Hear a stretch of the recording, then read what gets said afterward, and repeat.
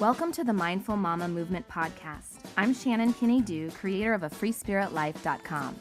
And I'm Ashley Walburn, owner of Home Holistic. And together, we are bringing you the Mindful Mama Movement. Mindful mothering is about nurturing your heart and soul while you nurture your children. It's about consciously awakening to your inner wisdom and being peacefully present as a mama, no matter where you are on your journey. From discovering your newborn to loving and accepting the wonderful people who've left your nest. Our movement is empowering mamas to be authentic and to live inspired lives. We are so happy you're here. I said up is where I wanna go. To be free, to feel free, to be me.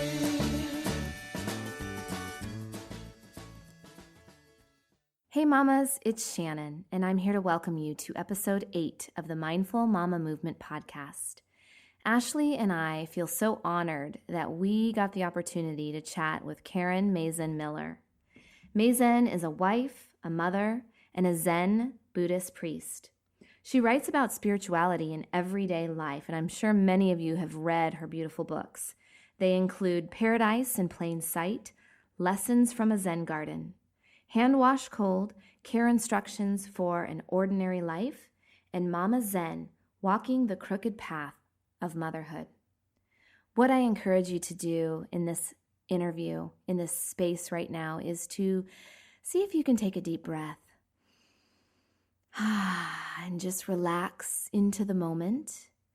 Softly smile, slow down a little, and just know that this is a gift you're giving yourself.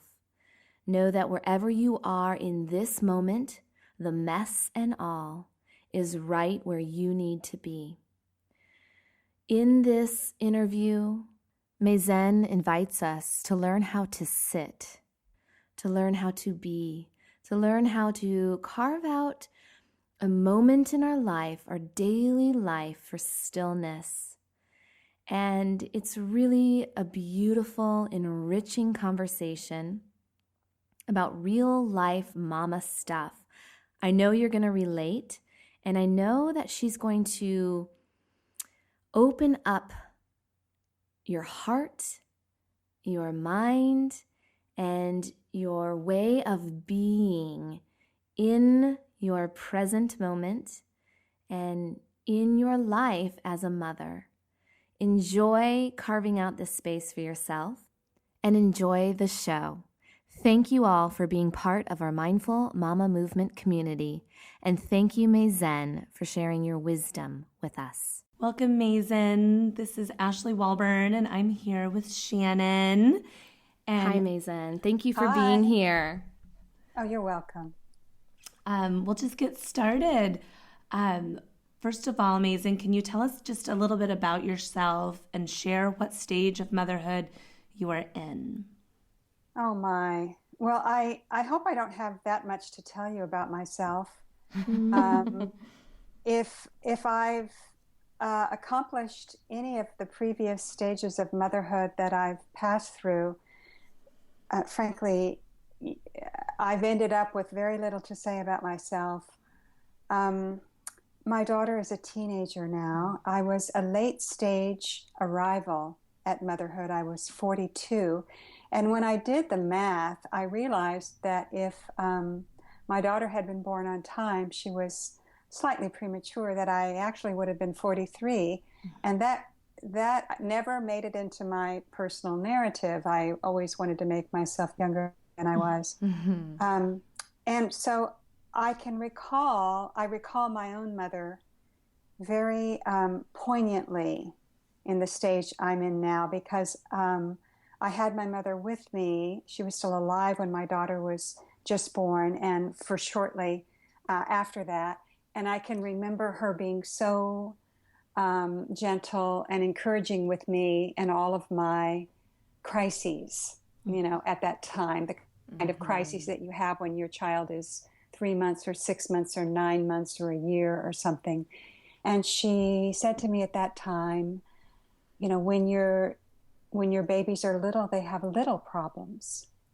And when they're bigger, you'll find out for yourself. And this is not to say that my daughter is in any way plagued with big problems. It's just that the amount of control that you feel that you have is probably indirect to the amount of worry that you have. It seems the stakes are always growing higher. And so I would have to conclude by saying, I think I'm in the very beginning stages of motherhood. Yeah. Yeah. That is so interesting. With my son that's 22, I feel like I've had almost a rebirth. That there was a period in high school and then college that we didn't communicate well. My girlfriend said he was like dirtying the nest. But since he, like about age 21, I feel like I'm mothering again, like all over, just like he's an infant almost. Oh, yeah. I can understand that. For myself, I always have to reflect on what I do and what I say and what I think, because I have found, I don't think that my daughter is acutely more intuitive than any other perfect child is, and they're all perfect. But I find now that she can signal to me that even the way I think, even the things that I don't say, she really feels that impact. And, it makes perfect sense.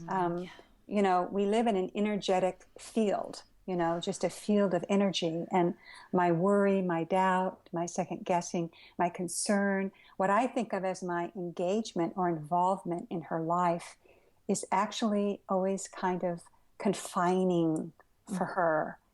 And it creates pressure. So I am really always turning back in on myself and starting over and trying to, just use my practice. Yeah. I'm trying to practice. And, that's presumably what you're doing with this program that you have. I'm just trying to be mindful. Yeah. Yeah, that's really wonderful. Thank you for that. I know in your second book, Hand Wash Cold, that you shared a little bit what it was like becoming a mother for the first time. Can you share with us briefly just what that transition was like for you? Well, I wouldn't even call it a transition. I mean, it was really more or less a catastrophe. I was wondering where she was going. Yes, we can relate. Yeah. Yes. I think in my case, like I've said, because I was older, and I felt that I had kind of accomplished certain things in my life, and all of us do. What we do is we get comfortable with our lives, and we choose things to put in it that either we like or we want or we think we'd be good at, or in any event, I'd had a lot of control. And I mistook that control for peace of mind. Yeah, right. In other words, I just had everything my way all the time. I didn't think that motherhood would be anything at all difficult or beyond my ability, because, I really felt like I was ready and eager. And in truth, it's really not that hard, except that I had this, my whole adult life, I had worked at things in order to be good at them, or in order to be successful at them, or, in order to achieve certain things. And, the nature of early motherhood, and certainly all of motherhood, is that achievement really should be, off the table entirely. So I felt pretty afraid, afraid. But I was, in a way, another way to look at it is that, your life brings to you exactly what you don't want, because you need it. You need to be able to learn and grow. And so, my daughter, as many mothers realize, as many parents realize, their children are their teachers. I really reflect, it was a whole new life for me. It was just a total reset, and really helped to keep me young. I had an interesting week, and it's very related to what you're talking about. This, when things are going peaceful, you think you have that control, then, life is great. And we tend to label it like that. And I've noticed just the other day, it was just one of those kind of days where, everything just hit you at once. The car broke down. Our cat went missing. We had to stuff 5 kids, or a family of 5 into a small hatchback, and struggling with the car seats and all of that. And, I could just feel that irritability just like starting to pull me into that vortex. And it took me a full day to really kind of reflect on what I was feeling. It's in succession with, I'm leading a group of women right now. We're clearing clutter to create space in our life. And, we're focusing more on the physical clutter right now, which we talk about the mental and emotional clutter and how that's all related. But it was so interesting because the physical clutter for me right now is like, it's not a problem. I can get this. I'm really not attached to these things. I've been working on it for years. I really love getting rid of this physical stuff. But what I noticed is my ego was kicking and screaming like nothing was going my way. And that irritability was controlling me. And so I thought of you, Maezen, just what can you say to those of us who can't seem to let go of the fact that our life, as we know it in this moment, is not going as we planned. It's not going as we want, and we're resisting, and we're fighting, and we're struggling with that. And where can we find that space and that ease to learn to let go, so that we're not always striving for that perfect life, but we're actually just loving and being in that moment, the mess, the clutter, and all? Well, that's really the only question there ever is. I mean, that's really the question of that's how we search for meaning in our lives. I mean, otherwise we're just going to be depressed. Otherwise we're just going to be cynical and negative, because the truth is, how often are things going your way? We might know some people who've kind of retreated and aren't very social and don't have relationships in their lives, and you might think, well, there's a way to escape all of the suffering, the conflict, the turmoil, but then you find that those people are probably even more depressed than anybody else. So the answer has to be in relationship. The answer has to be in real life, that we have to do that. And what you've just described is the first step. The first step is that you have to say, oh, look at what I'm doing. Look at how I'm feeling. And instead of lashing out or looking solely to the external, well, I'm feeling this way because of how you're acting. I'm feeling this way because the car seats won't go in. I'm feeling this way because the cat ran away. I mean, you have to stop thinking in directing all of your blame externally. In fact, if you don't look for external causes, all external causes are blame. Just don't look for the external causes, and understand that all of your power lies in that moment of response and reaction. That's where all of your power and that's where your responsibility lies. Now, I can't tell anybody anything that is going to, turn on a switch or a trigger that will make it easy to be at ease. The truth is, it's very hard to be at ease. It's very hard to be at ease. In my case, I can say some words about it, but the words would be meaningless and, completely ineffective if I hadn't sat in a meditation retreat or in meditation practice for 25 years. Because that's what you do in meditation. What you do in meditation is you bring all of your trouble, all of your anxiety, all of your anger, and you put it in a chair or you put it on a cushion. You sit down with it. And because it's yours. What are you going to do? Wring the cat's neck when it comes home? How many times are you going to scream at the kids? Or how many times? It's not even possible to have a different argument with your husband, your spouse, your partner. All your arguments are the same. So you have to have that, realize how your reaction to events creates this difficulty for yourself, your response to events. But I'll tell you, like I say, and like I try to profess all the time, I don't have quick fixes.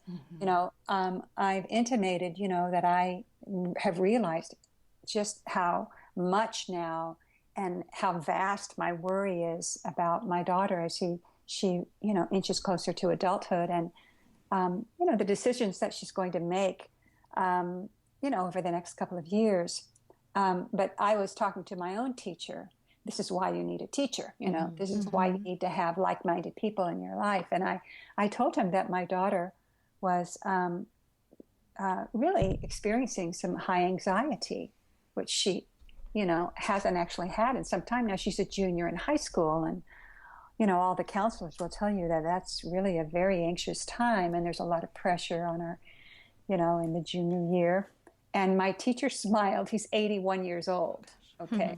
And he looks at me and he says, well, that'll all disappear as soon as she leaves home. And I looked at him wide-eyed, and he said, you've got to see this, Maezen. You have got to see what your expectations are for her, and how you filter everything through your own expectations, and then how you judge. She feels that.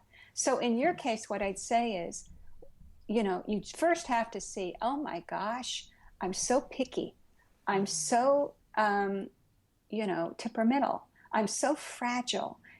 I'm going to fall apart, right now. And then look to your children, because the truth is they'll always have something to say that will snap you back into the present moment. My daughter has always been great about that. When I get very, very upset, or, she knows immediately, and she'll say something like, Mom, would you like to take a nap? Or, Mom, don't worry, it's not always going to be easy. Or, Mom, why don't you just be the mom? Something that is so grounding in that moment, that then it just becomes a matter of following instructions. Just follow, go ahead, fall apart.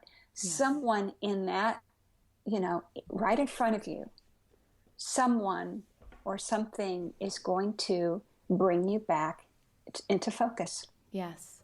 Well, it also makes me, I think about the community and the moms who are listening right now. And, there's so many decisions that we have to make, or we feel we have to make as moms. And I think a lot of the worry at night and that anxiety that mothers feel is, are we making the right ones? And what I hear you saying is it's that same practice of kind of seeing your children as your teachers. It's also a practice in learning to trust. Absolutely. And so are we, what would you say to the moms who are struggling with that right now and thinking, I've got to make this decision, I've got to make that decision, and what if, that worry that's taking over, how do we settle and not only learn how to trust ourselves as mothers, but how to trust our children? Yeah. Well, again, the only answer that I ever have for anybody is get really still and quiet and sit down, And the reason why I say that is with your eyes open, and we meditate with our eyes open. The reason why is that life always comes to us in the same way. It comes by itself. and answers appear by themselves, and circumstances, unfold by themselves. And when we're not alert and aware of how things really are and where we really are, we go up into our heads where we worry. We're never worried about the moment right now. We're worried about the one next Tuesday, or the one next year. And we create this, really, it's a monstrosity. And then we carry it around on our shoulders. And it's full of all of these unforeseen ramifications of the mistakes that we've made. And that's just a recipe for, a mental health disorder. I mean, that's just a recipe for fear and loathing and anger. That's just a recipe for all the things that are toxic that you you really don't want to share. We hear so much talk about living in the moment. Mm-hmm. So I'm really going to bring it back to this.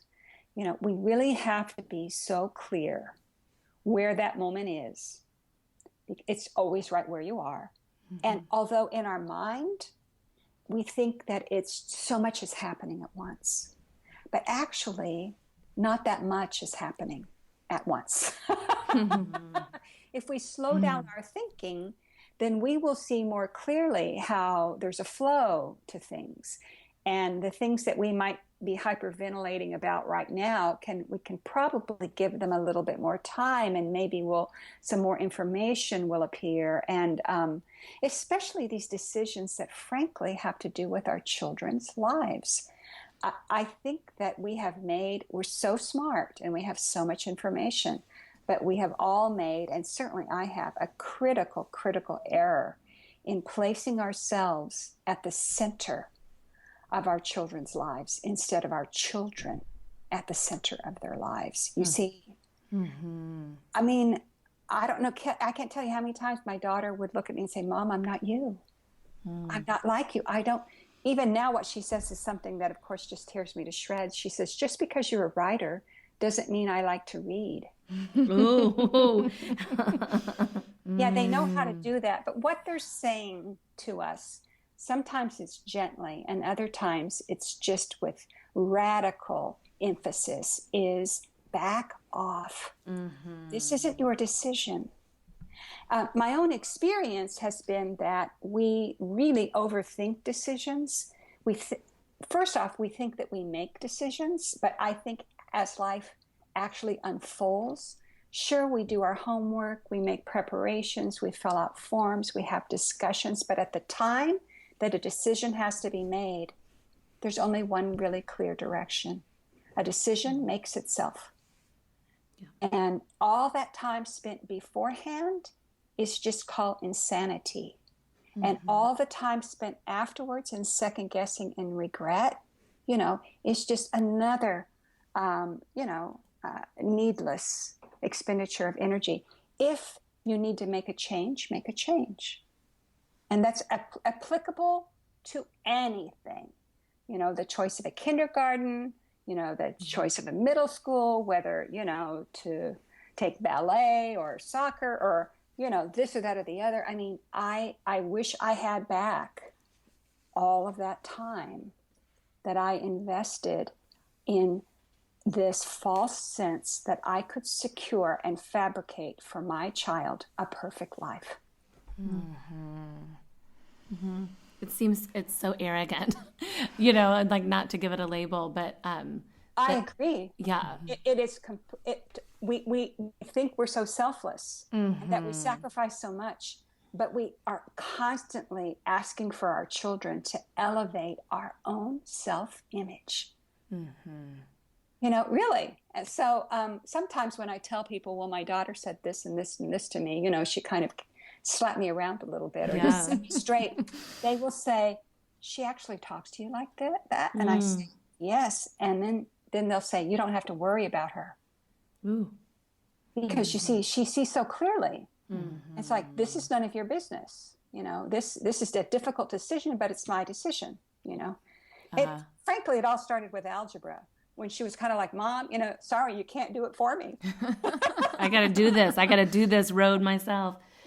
I think it says a lot about just the people that you are surrounding yourself with. Also, that if you tell a friend or that your daughter talks to you like that, I know that there are some people that would say you let your daughter talk to you like that. Yes, but I'm in California. You're not in Kansas, Mason.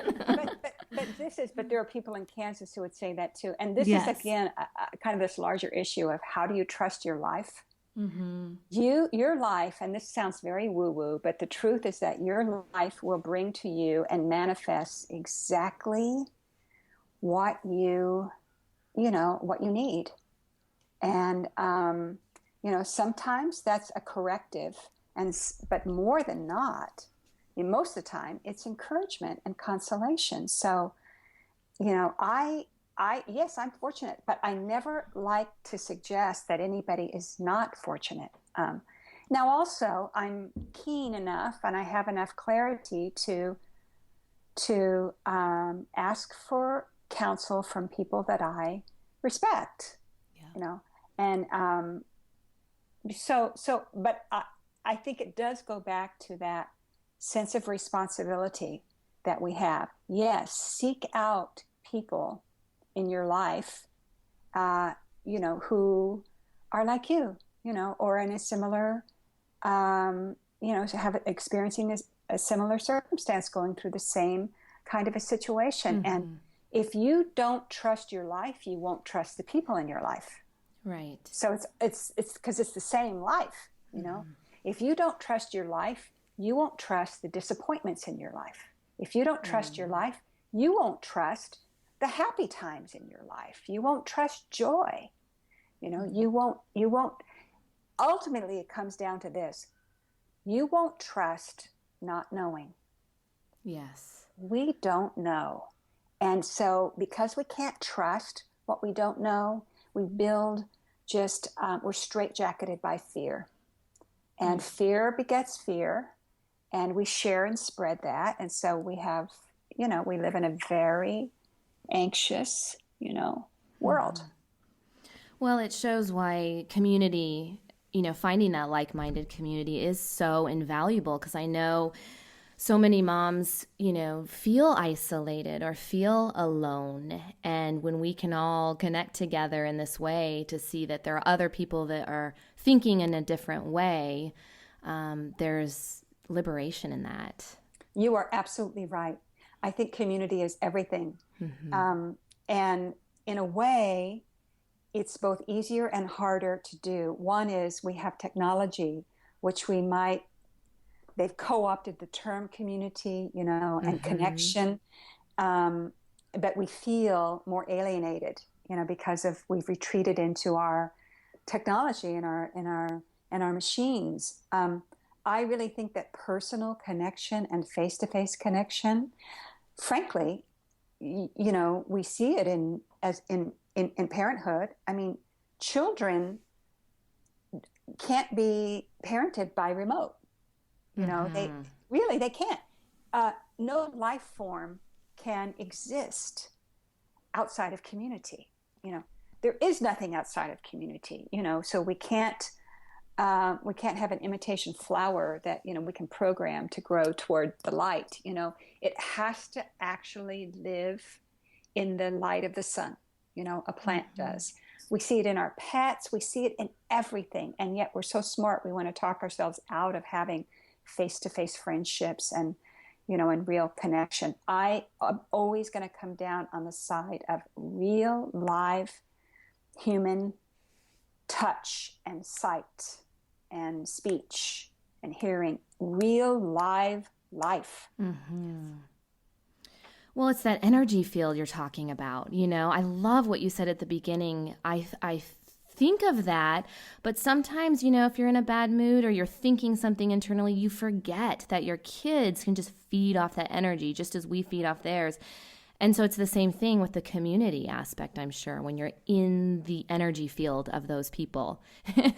Yes, and that's why I always tell people that a group that meditates together, a group that sits together. The same thing would happen, I'm sure, if we were just getting together and having a beer or a cup of coffee or something like that.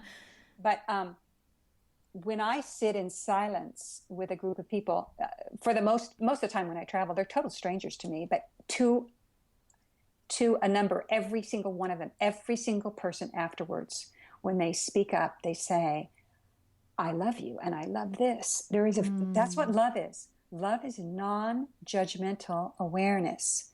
So I can say that, and I can probably print it on a t-shirt or a bumper sticker or something like that. But I have to take care that when I'm in company with the people I love, that I am in a state of non-judgmental awareness. In other words, I see them, I respond to them, I recognize them, I support them, but I don't judge even silently, because that creates an event, an energetic event that is received with complete precision.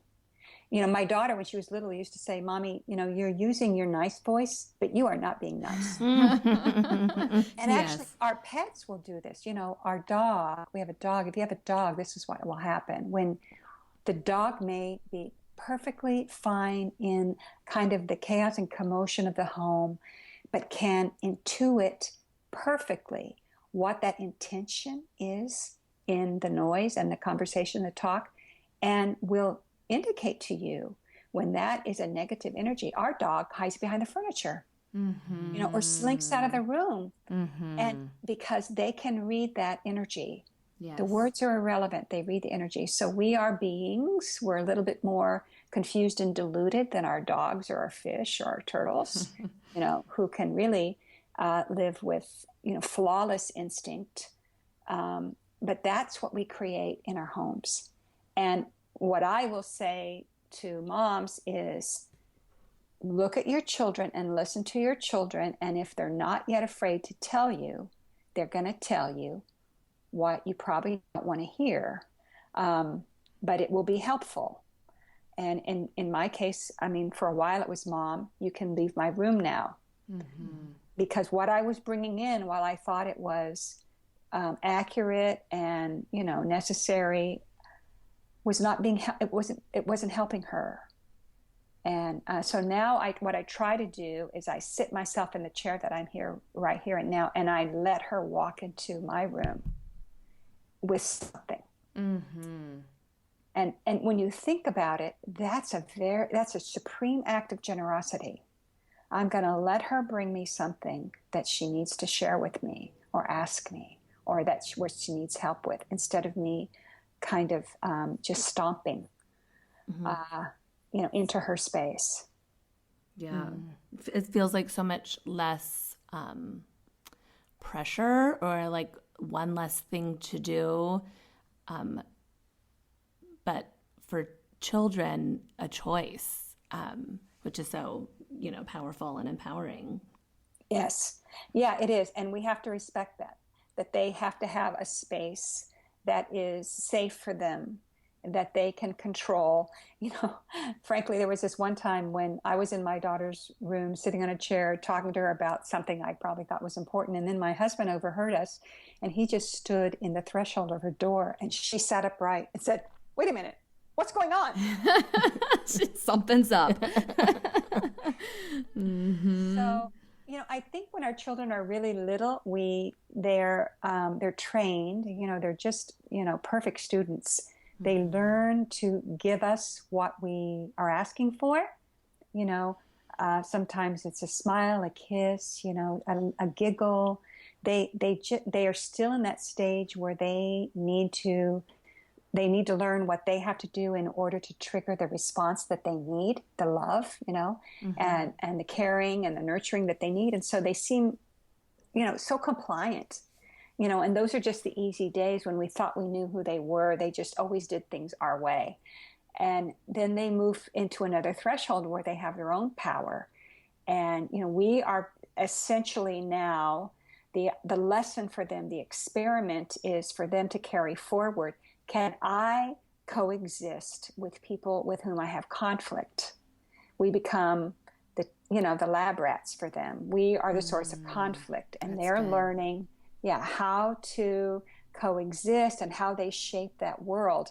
They can't eliminate the conflict, but they have to shape it in a way that they can survive and transcend it. And so I think that's the teen years.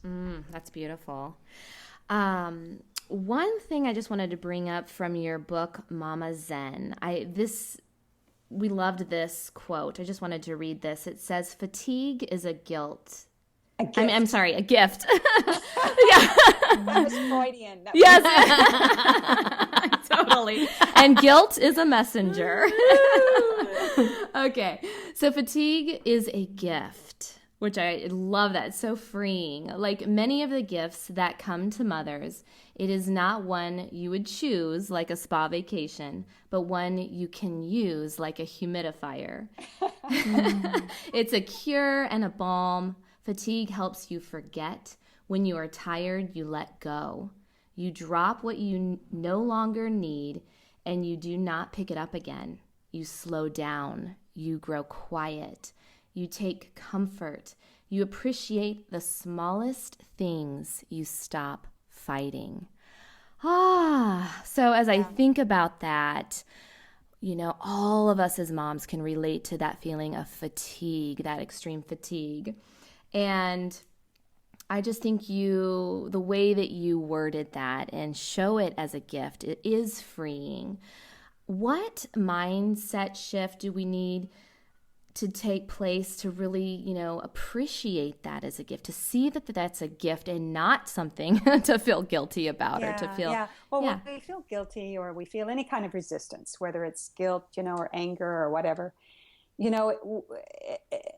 essentially it's a loaded weapon, So am I going to, set the gun down, or am I, you just have to set it down, because otherwise, you're going to, create a disaster there, So I think part of what we do maybe as women, we just take these feelings like the feeling of fatigue or exhaustion, and we just, it immediately morphs into resentment. We tell ourselves, just imagine this. We're always telling ourselves what we can't do. I can't stop, I can't quit. I can't lie down, I can't get away. I never can get any help, that kind of thing. So those are the messages that we're always reinforcing for ourselves, I think, precisely the kinds of things that we would never want to tell someone we loved, but we're telling ourselves that. The basic premise here is that everything that comes to you, it doesn't come, it comes freely, and it's a gift. I mean, everything that comes to you is a gift. Is it a gift you want? Most of the time, no. I mean, it's not what you want. The whole struggle in life is that we get what we don't want. Then what do we do? Right. So, but fatigue in particular, exhaustion, I have found that I had a problem saying two things.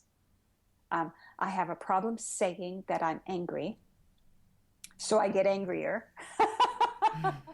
And I have a problem saying that I'm tired. Yes. So I get more tired. Yes. And so maybe the first thing to do is to be non-judgmental. You don't have to create a drama or a story out of it. But I find it's really helpful to tell people in my life that I'm angry. And I say it just like that. I'm angry right now. I'm actually talking to myself. I'm angry right now. Because if I don't admit to myself that I'm angry, I'm going to resist it, and I'm going to fight it, and I'm going to explode, and I'll create an even bigger problem. And if I don't admit to myself that I'm tired, I'll still be tired, but on top of that, I'm going to layer, guilt, anger, resentment, and then everybody will just be minding their own business, and mom's head will explode. Yes. My head will explode because there are dirty dishes. My head will explode because, I'm behind schedule on something, the head, because my head will explode because nobody else picked up the dog poop. I mean, no matter what it is, it's taken me a long time. Now I'm actually much older in years now because, I started at 43. So I have a 17-year-old. So this year I turned 60. And you know what I find that I do? I go to bed.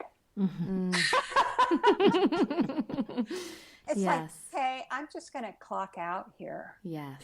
And I also, I'm in my life as a serious Zen student and a teacher and a meditator, I go on retreat. Yes. So I leave the house. That's really helpful. But if you can just think that everything that comes to you, and now most of the stuff that happens, I mean, there's no bouquets, there's no Publishers Clearinghouse, there's no big lottery win. I mean, there's no New York Times bestseller, there's no crown and scepter, So most of the time, what you see coming at you is something that you didn't want, or you didn't want it right now. Yes. But it is a gift. Yes. Because you didn't ask for it. Right. It's a surprise. It shows up. Yes. And how? Now, what are you going to do? I'll tell you, all of Buddhism and all of Zen Buddhism is exactly that. Here you are in the middle of your life, and something happens that you didn't plan for, or didn't ask for, or don't want, think you can't handle. But what else are you going to do? Mm-hmm.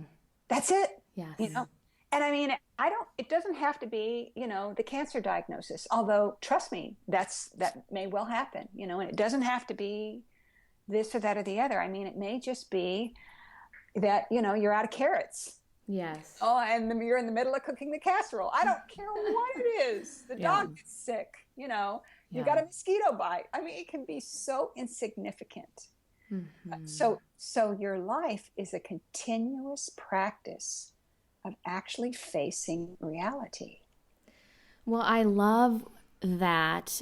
I was at a yoga retreat recently, and she talked about one of the teachers, I do yoga all the time, and we were doing sun salutation. But the phrase that she said was, one cycle ends and the next one begins. And it just cracked me up because the word cycle, where I'm at in my life, is like, it just thought of the laundry and doing, another load of laundry. And I know that you talk so much about that in your book. And it's so funny how easily we forget, like we just think that they're going to stay clean for even 30 seconds, I know. And then we're upset again because here's another dirty load. And so I love your teaching and just using that, especially for moms, we can all relate. You just says 10 seconds of peace that everything's put away and clean, and now there's another cycle. Yeah. As though life is anything but laundry. I mean, show me somebody who doesn't have laundry, and I'll show you somebody who, frankly, doesn't have much of a life. And all I always, when people would ask me about hand wash cold, well, how did you come up with, with all of these lessons, and how is this spiritual? And I'm like, well, I mean, I really thought about it a long, hard time, but what is there to life but breakfast, lunch, and dinner? Mm-hmm. Really? Yes.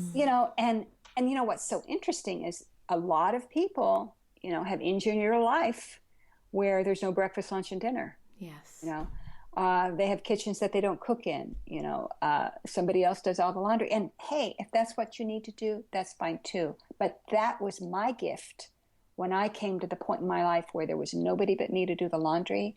I had to look at it as a gift, and not only that, a spiritual practice, that my freedom was in that load, doing that load. Yes. I don't know that I'm there on that. Yeah. Maezen, I when my babies were little, that it really was, just like keeping people alive. And for me, yoga was a reset button that I felt like I was literally re-entering my body. Yes. And meditation for me followed that yoga came first for me. And that's really why Shannon and I do what we do, is that so much that yoga and meditation allowed us to feel more like ourselves in all that we do, especially parenting our children, which is, where you really want to be present, but often aren't. For someone that has never meditated, is there any tips that you can share? Well, it started for me with yoga too. Mm-hmm. And I'm now talking about, 1993, a long, long, long time ago. And that led to meditation for me as well. Yoga and meditation are the same practice. Yoga, the postures, prepare the body and the mind to sit in stillness and silence. It's essentially just the very same practice. It's a cycle, is what it is.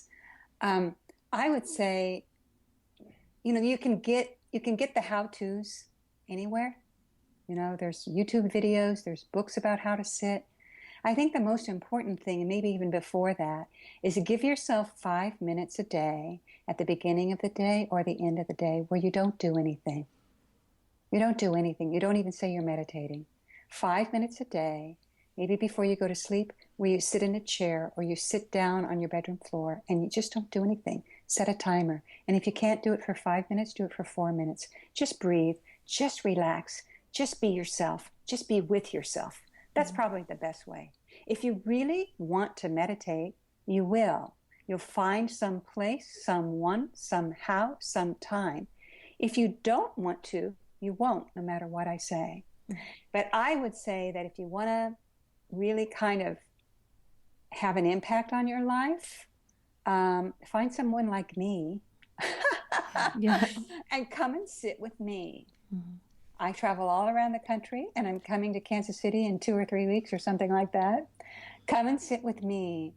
Someone, again, in community, face to face, who can see you and know you and appreciate you and can sit alongside of you so that you feel greater than the sum of your parts. You feel the power of community. You feel supported and sustained. You feel worthwhile.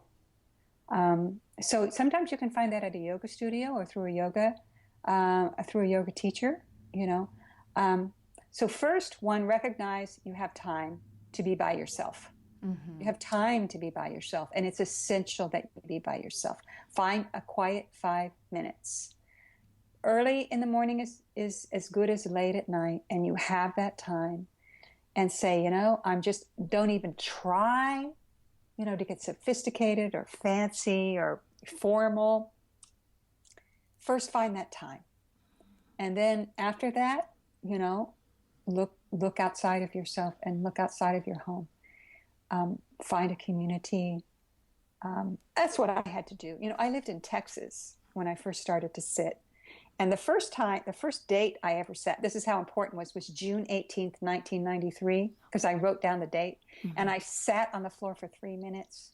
It was that important to me. It was seemed that significant to me. But after that, I went looking for a teacher.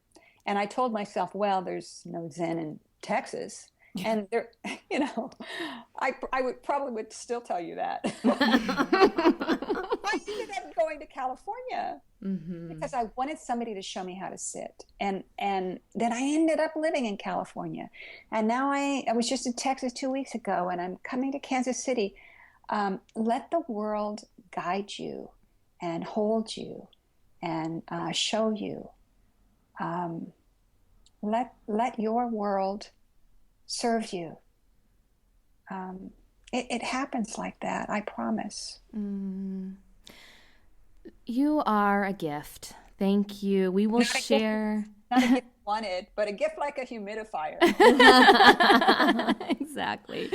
Well, we all need a humidifier, so we so appreciate you taking this time and space with us, and we will definitely share the details about your retreat in Kansas City in our show notes. And we just appreciate you for just sharing your wisdom with all of us mamas who are still deep in those piles of laundry. We'll think of you differently and our laundry. Okay, and then I'll share with you these words from my mom.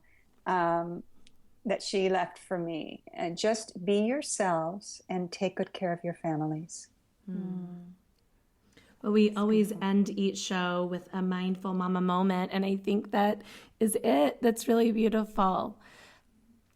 Yes, from my mother to you. Well, thank her. You know, I am grateful that she was wise to share that with you. Me too. Yeah. Too. Yeah, now we all get it. Thank you, Maezen. Thank you so much. Oh, you're welcome. You're welcome. I'll see you soon. We'll see you soon. Okay, bye-bye.